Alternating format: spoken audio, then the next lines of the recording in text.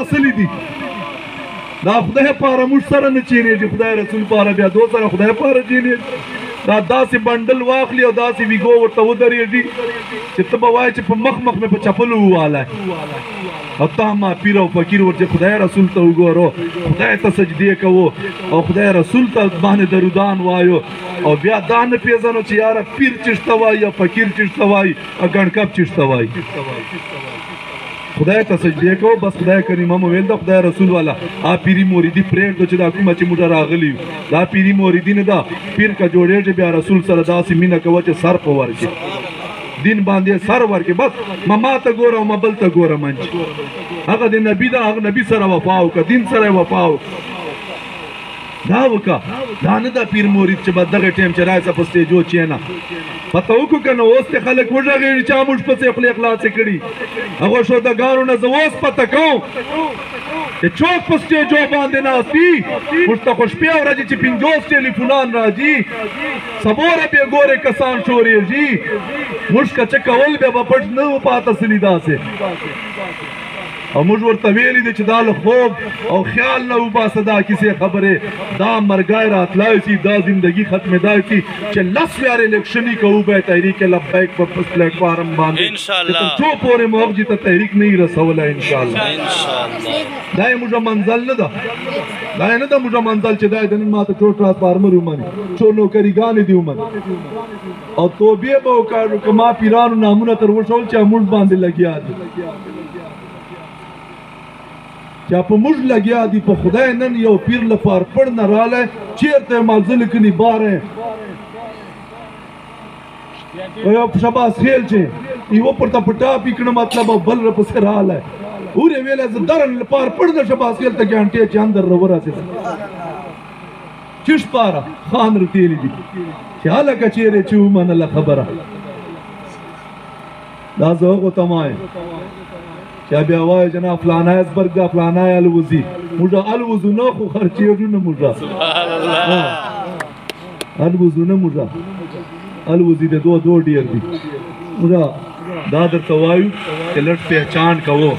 وزه غوا د بیمارېږي یا چشت ته یې وروي دا چې ورته وایي ډاکټر ته یې ورته وایي سلوتري ته یې ورولیا کپیر ته یې ورولیا ټیک ته غذا غوا هغې ولې داڼې پر دم کوه خو لاره له ده نه مه پوښتنه کوه دی به دې داسې ګړنګ متفق کړي چې خپله به خوار یا تا به خوار دم خو سړی چې څوک غیرتي په دین باندې یخ په صرف چوپ چې دمي او چې څوک ته بې الماس ویني او چې څوک سوداګر ویني هغه ته وایي زبرګ ده علامه اقبال زړلی و ویلی چوک خدایا چې دین پټکي یې په سر و او دین ولې هغه یې په سر وي په ډېرو غټو هغه باندې ناست و سیټانو باندې او په مسندو ناست و موږ خو هغه نه هیله وه چې ابه لار رسئ تاوله هغه خپله وایي بتانو پسې سلي دي هغه خپله وایي پیسو باندې مین سلي دي اوس موږ چا نه لارې پته وکړو وایي دا درته وایم خپل جان چې هغه راولو دغې ورځ سړي وجود میږي میږي کېږي چې ما ته خان رایسي او بل وایي ما ته رایسي نن ما ته یې ویله دوره به ورته ووایه چې نن ټوله ورځ موږ تا پسې تېره کړې وه دوره به خان ته ورته ووایه بس چې دوره ورته ووایه وسیدان شاجیانو او ویلې هغه شکنجه یې نن راته وکړه چې کولو نه وي تاسو دا سړی نیولی ولې نه سو دا فرچینولی ولې نه سو دا سړی ما ورته نه توبې مې وکړه چې خدای پاکه شاجیان دي او دته خان شکنجه کوي دې پاره او ویله دوره ډېرې نوکریګانې دي که نه ما ورته ویله بچیا موږ ته رضوي صاحب سبق راغله دغو ډینګانو نه مو ډوبکه کله هیله کړې نه ده او نه یې کوو ورته دا دې صرف